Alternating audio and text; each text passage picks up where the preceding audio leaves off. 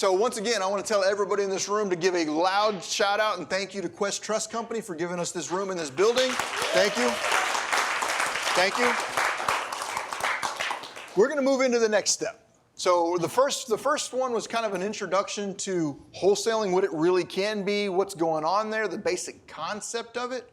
But now I'm going to start digging into the nuts and bolts. Everything in wholesaling real estate boils down to how good are you at marketing? You are not a real estate wholesaler until you figure out marketing. The next piece in behind that is closing. Both of them are very important traits. But before you can close, you must create opportunity. And how does opportunity created? You must market. Okay? So in any business, sales is going to be one of the most important pieces of that business. Sales opportunities are generated via marketing. So, if I'm looking to find discounted properties, and there are lots of people trying to find discounted properties right now. I've discussed that a lot in the past. I'll discuss that throughout the next 2 days. But where do I feel like you can really win to find discounted properties? You must become very resourceful, and you must become a master of data mining. Data is going to be the most important piece to your business at this point in time, and your ability to secure and manipulate data in ways that will allow you to focus on the highest probability of knocking down a deal will be where you win. Okay? Data mining. What do I mean by that? I'm going to throw a list of motivations up on the screen. Feel free to read through them. I will not read them for you. But what I am going to say is the better you get at getting creative, the better you get at thinking outside of the box, the better you get at being timely with your action, the better you will be at nailing a deal. Now, can I go pull a list of absentee owners? And what do I mean by absentee owner? An absentee owner is someone that owns a property but does not live in it, also known as a landlord. I can readily go out and pull a list of absentee owners. In Dallas, I believe, in Dallas County, there's about 13 or 14,000 of them. I could market to all 14,000 of them. But how many people in here wouldn't mind being a landlord and owning 100 properties? Most people wouldn't. Maybe real estate landlording is not your strategy and you don't want to be a landlord, but most people that own real estate and are absentee owners want to be. So marketing to all 14,000 of those people, you might get a couple of them that are motivated, and if you have the marketing budget to hit all of them, do it. But if you're coming in with limited to no budget, that list of 14,000 people is not going to be something you're going to be able to accomplish. So what I can do is say, show me all absentee owners that are out of state. Okay, well, I've stacked that list with another criteria, and let's say I brought it from 13,000 down to 1,400. That's a little more manageable. But what if I said absentee owner, out of state, that's also vacant? And that brings me down to 14 properties. If I'm a brand new person, I might target those 14 properties like I've got nothing else in my world that matters. Those 14 properties are the only thing I'm going to focus on until I get a contract. That will increase your chances of getting a deal. You are being a sniper. You're not being a machine gun. Now, there are different approaches to this. You can hit a lot of targets with a shotgun. You can. But you might need a budget to go along with it. What I'm trying to say is think through this. I mentioned absentee owner, out of state, that's also vacant. But there is a list of potential motivators there. There's another one. Woo, right there. Could I start targeting people that have lawsuits pending against their property? Could I start targeting people that have a balloon payment due in the next 6 months? Could I start targeting people that took out an adjustable rate mortgage and their loan is due in the next 12 months, or their ARM is about to be called? What do I mean by an ARM? An adjustable rate mortgage.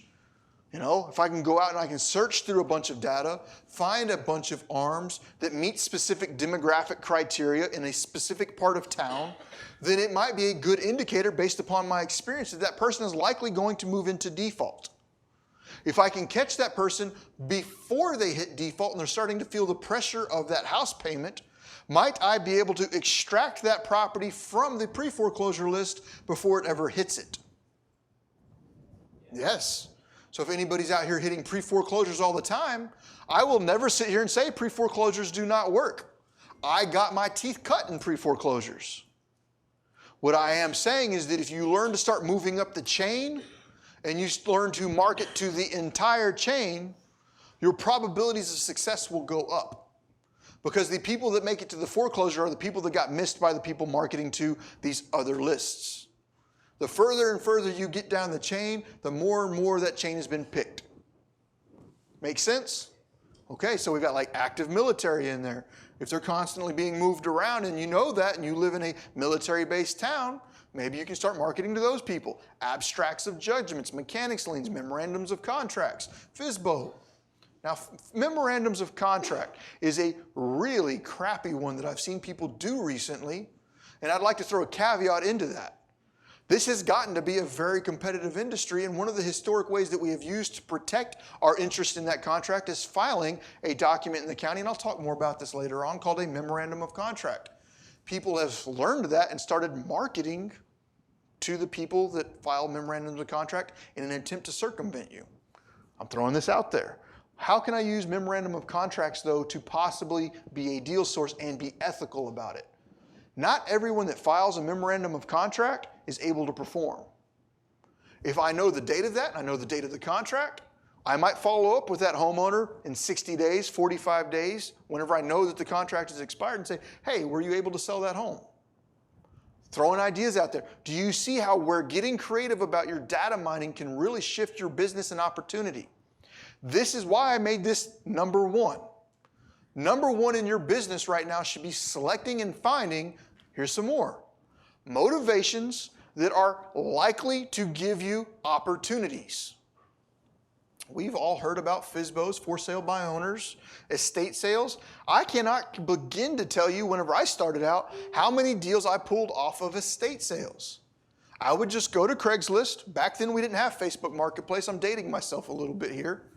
But I would go to Craigslist and I would find all estate sales and I would message every single one of them. And I was saying, hey, is the house also for sale? Yes, no, oh, you're waiting for this, this, or that? Well, then I just go, just like I did with my grandma when I was 4 years old, I'd go hit all the garage sales. Hey, oh what? You're a tenant? You're about to move out? That's why you're having this garage sale? Would you mind putting me in touch with your landlord? That's kind of throwing, like if y'all want to do driving for dollars and you don't want it to be a long, boring BS Saturday, go out and just have some fun with your kids and go garage sailing.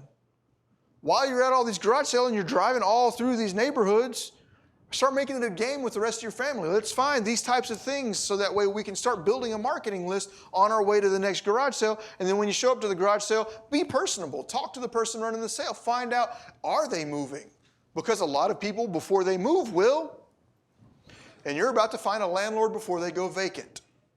You might also get some information out of the homeowner of like, yeah, every time I call him, he won't fix the hot water heater. A, that's an indication that they might be struggling for capital. Are all landlords filthy rich? No. So, are you starting to see where I'm trying to shift your mindset? Starting out, this should be your entire week.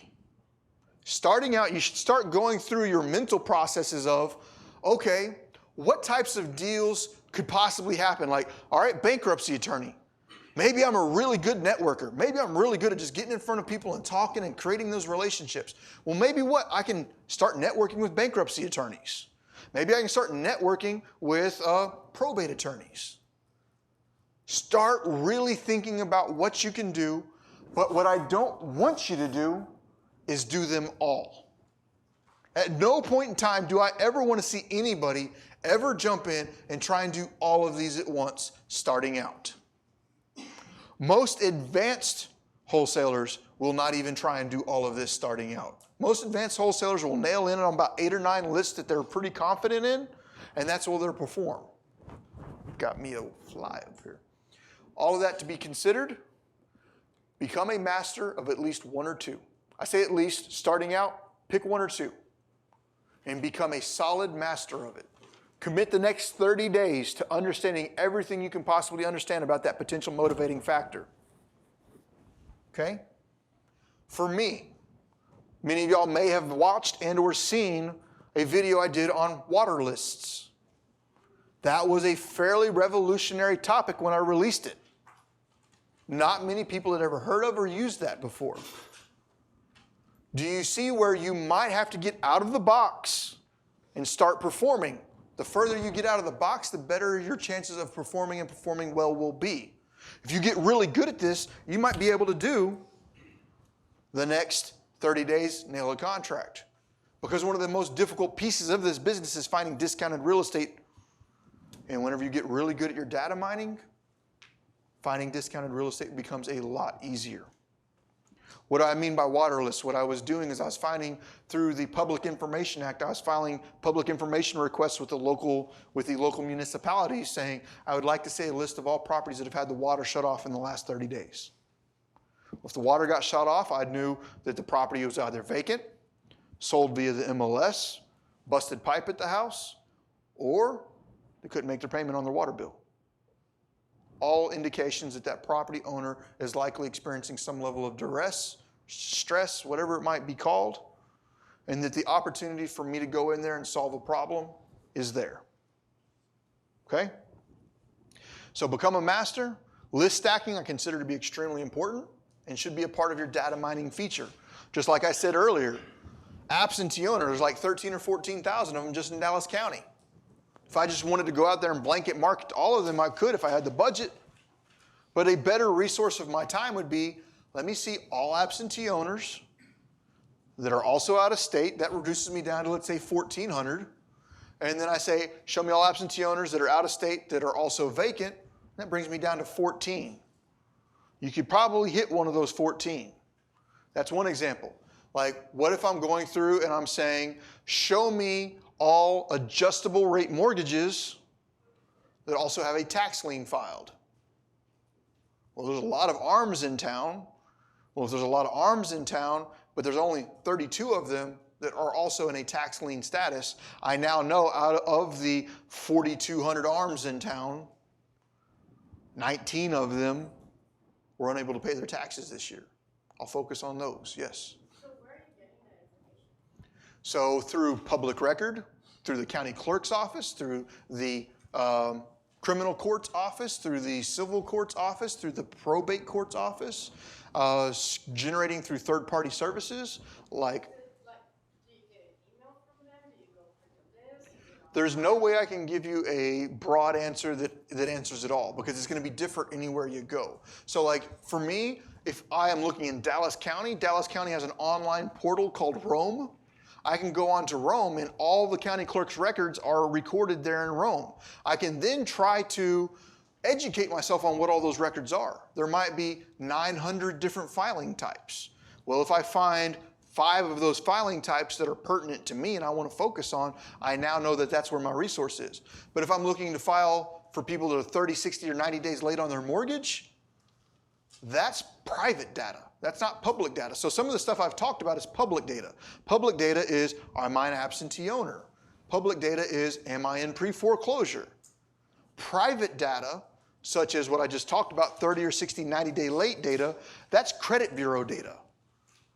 You might have to find an alternate resource to find that, and you're going to have to dig in deep.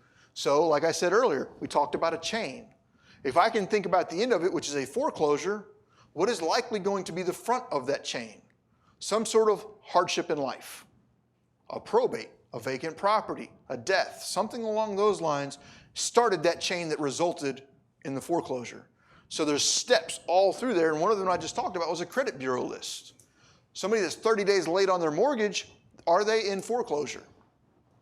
No, but they are moving that direction. If I could find out how to get to people that are 30 days, 60 days, 90 days late on their mortgage, I now have a chance of getting that property before it ever hits the pre-foreclosure list. Okay? Figure out, just brainstorm one day. This is why I don't want to sit here and try and do it all for you, because that will do you no good. You need to sit down and become a master data miner. You need to really think through, okay, here's the chain. Auction is the end of the chain. What could be the first 9 links of that chain? Could be a vacancy, could be a probate, could be a divorce, could be a forced move via a job. Think about all of those possible chain links. And then think, okay, if the property is vacant, how could I possibly get a vacant property list? Propelio.com sells vacant property lists. Maybe I'll just go to Propelio.com and find a vacancy list. Okay? Well, what are other links in that chain? Well, they finally defaulted on a payment. How could I find out if they defaulted on a payment?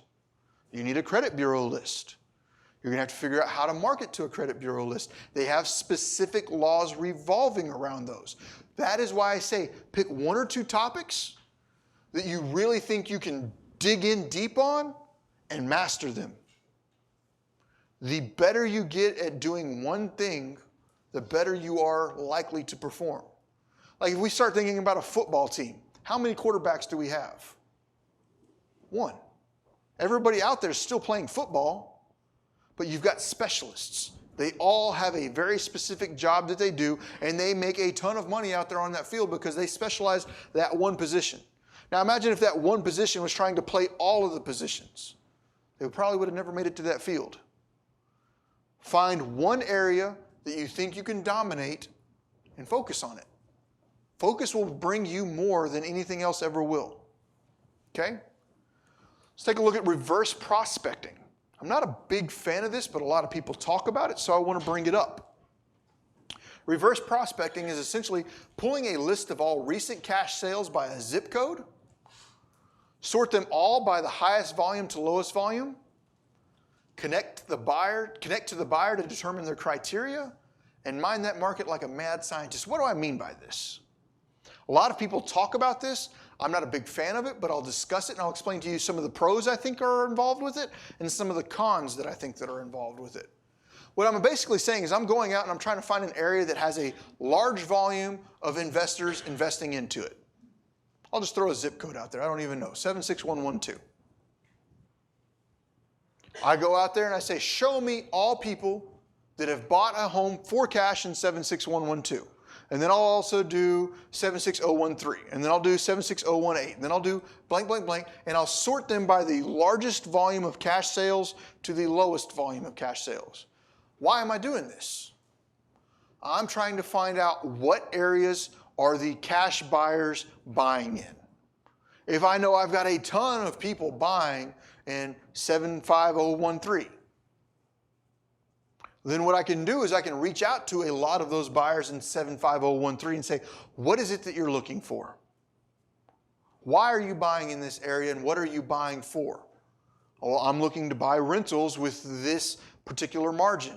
I'm looking to buy flips with this particular design. I'm looking for properties that have a high probability of me being able to cut the roof off and adding a second story. I'm looking for a property that's got at least 2/10 of an acre so that way I can expand upon and create more footage. Well, now you know what your buyer is, what your investor is looking for in that market. And then you can now, understanding what exactly it is that they would be willing to purchase and the margins that they're willing to purchase it at, can now start farming in that specific area to try and get contracts that will meet the needs of that investor. Does that make sense? Okay. While I consider that to be a viable strategy, and it does work, if you are going into the hottest zip code, the probability of it also being the hottest marketed zip code is highly probable. You're kind of going where everyone else is fishing. Your margins are going to get smaller because everybody's hitting that area. But you can still turn it because you already know where's the end buyer, where's the criteria, let's make these match. What I would suggest is moving further down those pole, further and further down that pole. Instead of trying to hit the hottest zip codes, hit the mediocre zip codes. Not as many people are marketing that mediocre zip code. And if you get into that mediocre zip code that still has cash buyers, you can still move that property. If you fish where everybody's fishing, your margins will be smaller. If you learn to get hyper-specific and go into areas that other people are not hitting as heavily, you might be able to get ahead of the curve. Is that fair? Okay. So that is the end on this data mining side. Let's open this up for a longer discussion. How much time do I have left on this? Because I consider this to be one of the pieces that we do need to have a solid discussion on. How much time do we have? About 25 minutes. I've got 25 minutes for y'all to start brainstorming and asking some questions. Yes, sir. If you had to go to any source, do you have a video already for pulling lead lists? Somewhere that goes, it's like an instructional on how to get on the internet or call these counties? I have a few in the Propelio Academy talking about pulling out appointments to substitute trustees, I may have a pulling probate class in there, I don't remember. But ultimately, the reason why those classes are not extremely common is because it changes almost everywhere you go. So like if I do a class on how to pull notice of trustee sales, that is going to vary from county to county, from county to county, city to city. While the process might be similar, it's going to vary. So ultimately, it's going to be a figure it out thing. Like for me to figure out the water lists that a lot of people hear about, that took me like 6 to 8 months to figure out of a consistent heavy effort. Now, a lot of people see me do that video and they're able to go out there and replicate it. They do not truly understand how much work it took for me to do that. So if you can find a similar list to what I was talking about on the water side, and you can start using your brain to create that chain, and then you find a link in there that is a list that is hard to get, a list that is hard to figure out, and you apply 3 to 4 months to figuring that piece out, you will be one of the people that are few that have that list. And if you get yourself to a point where you are now pulling lists that other people are not getting, you are creating opportunities likely that other people are not seeing, which will give you the opportunity to create the best margins on your own behalf. Yes, ma'am.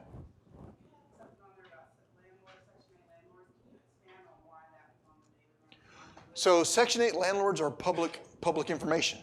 I can go down to my local public housing office and I can say, show me a list of all Section 8 landlords you have. 2 things that I can do marketing to them.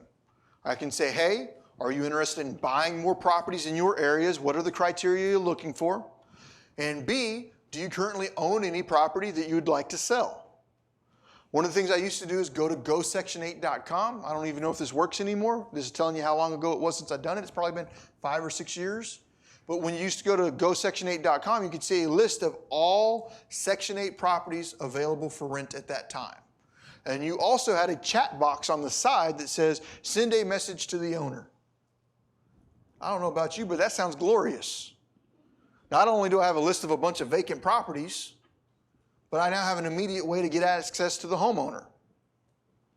How much do you think it would take for me to train a VA on how to go into gosection8.com every single day, take all new listings and send this blanketed message to all of them? Not hard. So you're seeing where I'm saying, get creative, start thinking out of there, but that's exactly what I do. Is I just try and figure out who the Section 8 landlords were because they might be my buyers. And if they're landlords, there's a good chance that they will pay a larger margin than a flipper would. I always try to wholesale to the landlords. Like if whenever I was wholesaling, there was never a point in time where a flipper would come up to me like, hey, you have any solid flips you'd be like to sell? Nope, I don't. Unless you're a landlord, I'm not selling it to you. I don't care how good the margins are because almost always a landlord's going to pay me more. Now, there would be times where I'd get a hold of a property that a landlord just is not going to hit. You're not going to be able to sell, a $1.5 million mansion to a landlord. That's definitely a flip property. But if I got a definite flip property like that, guess what? That's going in my bank account. Unless I don't like the margins and I find somebody else that's willing to take on the deal. Okay?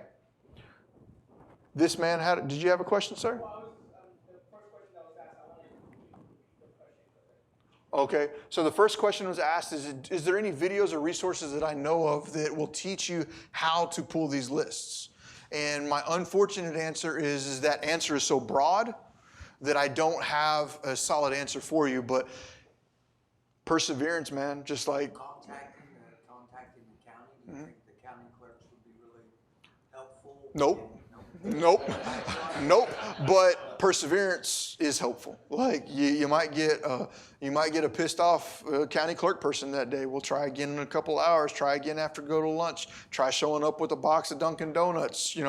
Like this piece right here is what's going to separate the people that succeed and don't. Is your ability to overcome obstacles. Perseverance is a quality that I think is required for anybody that's going to do this business because you're going to hit a lot of setbacks. There will be constant things that you're going to approach where you don't have an answer to it, and you're going to be forced to become an entrepreneur and get that answer yourself, because one of the key things that is wonderful about being an employee is somebody's always telling you what's the next step.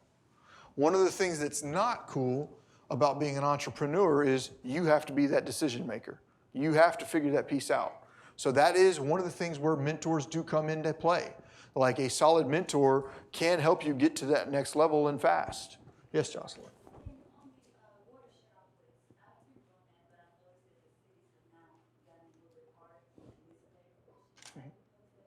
I have not, but I've just recently read a news article that just blasted me all over the world saying how horrible I was. But all of that to be said, it's becoming more popularized. And with it being more popularized and the city's not necessarily liking that it's happening, it is going to start getting more and more difficult to do.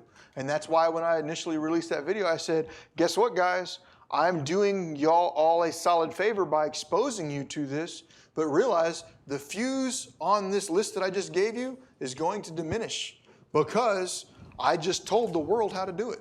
But one of the things I was trying to do with that video is expose people's mindset to the understanding of how creative we can get with this building. Like, the water lead list was not my only list. I had multiple different lists that I would hit, but I was trying to give y'all an understanding of how deep in the weeds we can go to get this data. Okay? So once I released that to the world, it was no longer as much of a niche list. Hundreds and hundreds and hundreds and hundreds of people are now doing it, which still has great opportunity there, but the opportunity over time starts reducing. So figuring out where that next niche list is that other people are not hitting as heavily as you might think, that's where you're going to find your bigger paydays. Okay, that's why I was a big fan of bandit signs. One of the things that were negative about bandit signs is the efforts it takes to throw them out there. But one of the things that I did like about bandit signs is anybody that has made it to a list nowadays has a lot of opportunity sitting in their mailbox, has a lot of opportunity sitting in their text messages, have a lot of opportunity sitting in their voicemail. If they want to get their house sold, they know who they can call. One of the things that I've always liked about bandit signs is they are often finding the people that are hitting a level of stress but do not have a resource yet. And that's why they're calling that sign. So if you can find and do enough bandit signs, while it might be painstaking, my margins on bandit signs have historically been far better than most of my lists. Okay? Any other questions? Yes?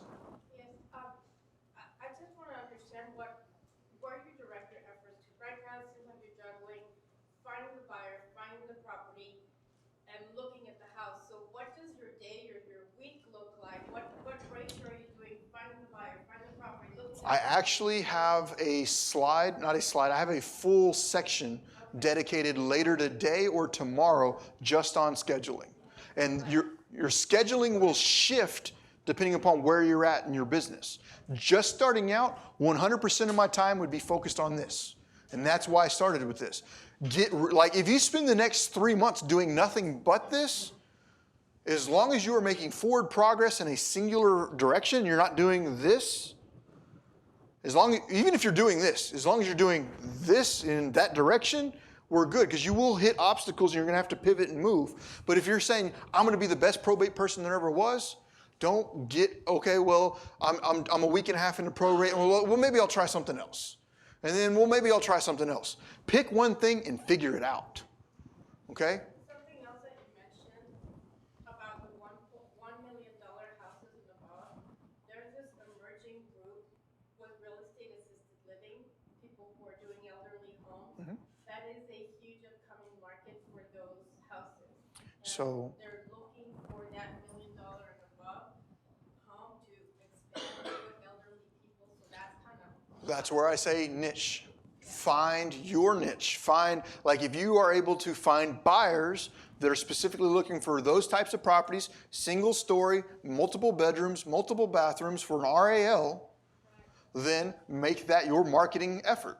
Your list is now going to be show me all assets that are on the tax rolls for an appraised value of $800,000 or greater that have an X square footage or greater with an X number of bedrooms or greater. You can build a list just like that on Propelio.com. You go to Propelio.com, say show me all properties with a tax assessed value of X with at least this many bedrooms, with at least this many square footage, within a close proximity to this hospital. So, forgive me, Propelio.com, is that a tool that We'll discuss it. okay. So we'll discuss that throughout this weekend, but Propelio.com I am the co-founder of Propelio.com. It is a resource for real estate investors to help manage and build and create leads within their business. Other questions? So we have markets pre-foreclosure leads. Biggest issue I have is just the people that are more frustrated that aren't getting contacted. Like when you're dealing with like waterless, people who are getting water turned off, who are financially stressed, that are like feeling that pressure. What are you doing differently to get them to talk to you versus 7 other people trying to contact them? Be real with them. Like people will connect with you, people will connect with her, him, her. And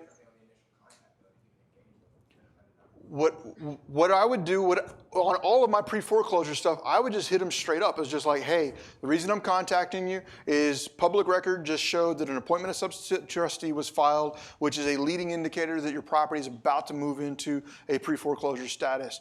And I would just kind of hit them up that way, and I just start talking. Like the more I can talk, the better I am at closing that deal. And the reason I say is like there's 2,200 properties going to auction on this next auction here in Tarrant County, Dallas County, whatever it ends up being. You yourself will be able to connect with a certain percentage of them. And there's going to be a certain percentage of them that hate you for whatever reason. Same thing with everybody in this room. So your key on pre-foreclosures is getting in contact with enough of them to find the one that wants to work with you. So getting a system that you can get to them the fastest, because if you got a list of, let's say, 80 of them that have came out in the last 24 hours, you're going to want to be the person that gets into contact with them first. Speed means more than anything in a pre-foreclosure. And that is also why I say on the pre-foreclosure side to study that chain. Because if you can get to it before it hits that point, you will be able to achieve something that most people don't, and that is get the contract before the auction. So the thing, like if you're asking for scripts, I don't like talking about scripts. I don't like discussing scripts because my strategy will not be yours. My way to connect and build rapport with somebody will not be yours. I might be a very direct, go, go, go kind of personality. That only works with certain people. You know, so you're going to have to develop your own style of closing, your own style of pitching, your own style of communication. And I don't want to alter your style with my thoughts. I just don't. And I know that a lot of people want scripts. I don't like scripts. I don't. Any other questions? Yes, sir. The best thing I can say about scripts is find one that has good content and then make it you. Yes, sir. Don't, because people will tell, they'll know when you're reading it. Take the content that you like and wrap it up in your style. That's perfect. That is perfect. So on that side, when you're contacting the pre-foreclosure people, it's just a matter of figuring out what style you can perform on and making it happen.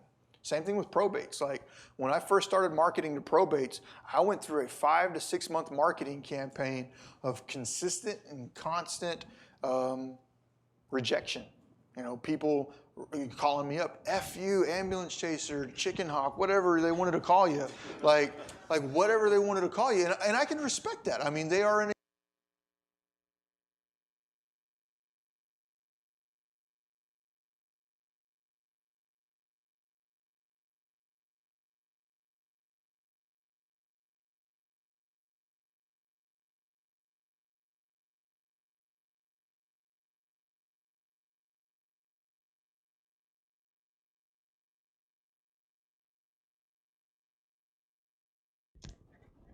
Thank you, sir. What I'm saying on that side is, I could have just said, you know what, probate doesn't work, this is a bunch of BS, or I could do something, and we'll talk about this in the later classes, I'll start doing what I call split testing. What split testing means is I'll send one piece of mail, and and I'll change something up about that mail, and I will send that mail to someone else, and I'll keep doing that until I find a specific marketing piece that performs well for me for the motivating factor that I'm going after. My probate marketing, this does not sound much different. I guess it's a little better. There we go. All right, there we go. All right. So with my probate marketing, what I'd find is after going through 6-7 months and probably close to $8,000 or $9,000 in mail, I found the specific mailing pieces that worked the best for me. So when I first started out, I got a bunch of FU, and then towards the end, I got a bunch of people calling up saying, hey, can you tell me a little bit more about this? What's going on? How does this work? Why should I work with you? Those are the types of calls you're wanting to get. So was I able to do that the first day? No. And while I also said that data mining is a very key piece, you need to study it and understand it, what I said before that is marketing. This is the first step to marketing. You got to figure out who you're marketing to. But then once you figure out who you're marketing to, how am I going to reach them? And that's going to be the step that we're moving into next. And that is why I say split testing is important, because if I just went out there and did my first month of probates, I never would have done another probate again in my life. Probates were some of my best properties. For me, my personality, my inner beliefs and thinkings, probates worked really well for me. Pre-foreclosures, so-so. Water lists, pretty good. Vacants, pretty good. But there are different ways of approaching them, and you got to figure out which ones work best for you. All right? Any last questions? I believe we've got about 5 minutes left, so I might be able to grab one more question before we move on to the next topic. All good? All right. Well, then right now what I'm going to go ahead and say is we're moving on to the next slide, and the next slide is going to be marketing. So